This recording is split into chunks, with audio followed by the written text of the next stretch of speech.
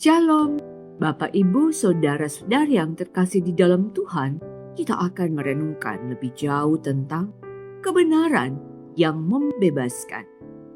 Bagian firman Tuhan yang akan membantu kita memahami lebih jauh tentang topik ini terambil dari 2 Korintus 3 ayat 18, terjemahan baru kedua, yang berbunyi demikian.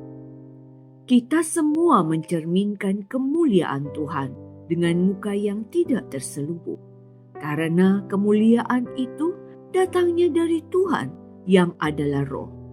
Kita sedang diubah menjadi serupa dengan gambarnya dalam kemuliaan yang semakin besar. Bapak Ibu Saudara-saudari yang terkasih di dalam Tuhan, sesuai dengan kebenaran firman Tuhan hari ini, maka kita mengamini bahwa setiap orang yang telah dimerdekakan dalam Kristus, hidupnya telah diubahkan.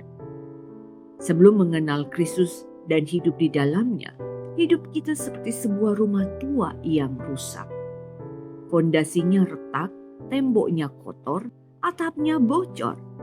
Kita mencoba memperbaikinya sendiri dari luar. Kita cat ulang tembok yang kotor. Kita gantung lukisan indah untuk menutupi lubang. Tapi rumah itu tetap rusak. Fondasinya masih retak. Ini melelahkan dan hanya sementara. Demikianlah hidup kita yang penuh dengan dosa. Kita berusaha untuk kelihatan baik dengan melakukan hal-hal yang baik. Padahal di dalam diri kita yang paling tahu siapa diri kita yang sebenarnya.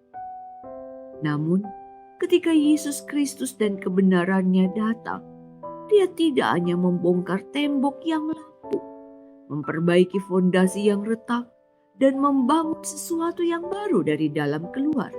Kristus memperbaharui kehidupan kita. Hidup kita seperti seekor ulat.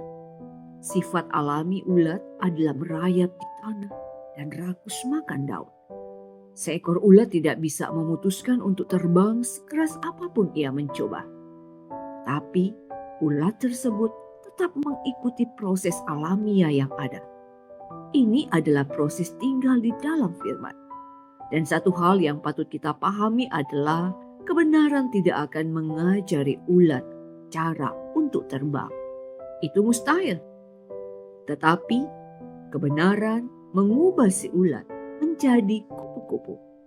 Bagaimana kita memaknainya dalam kehidupan kita?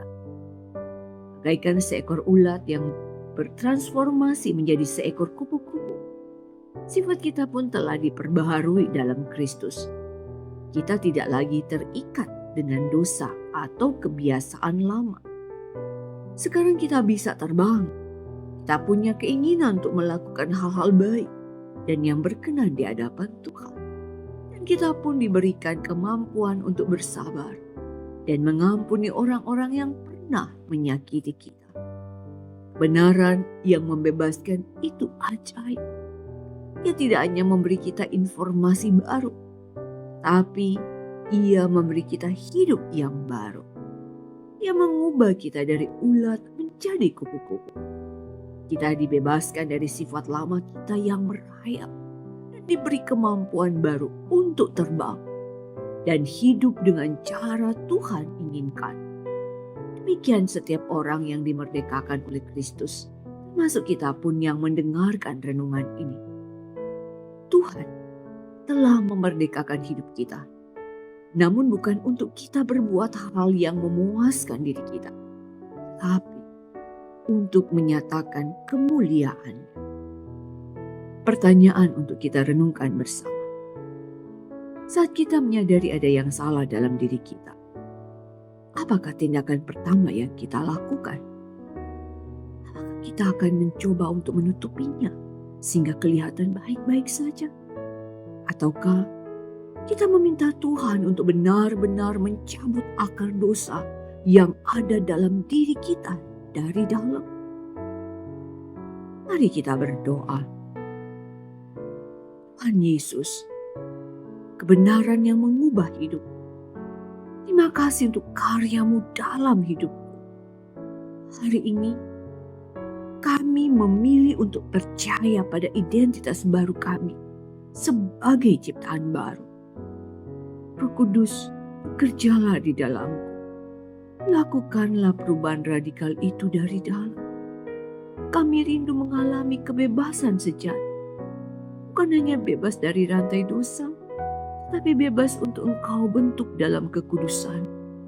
Bebas untuk menghasilkan buah-Mu, kasih, sukacita, dan kesabaran yang sejati, yang bertumbuh dari dalam, bukan dari usaha kami sendiri. Di dalam nama Tuhan kami Yesus Kristus kami berdoa. Amin. Demikianlah renungan kita bersama pada hari ini. Kiranya kita boleh terus bertumbuh setiap hari di dalam Tuhan.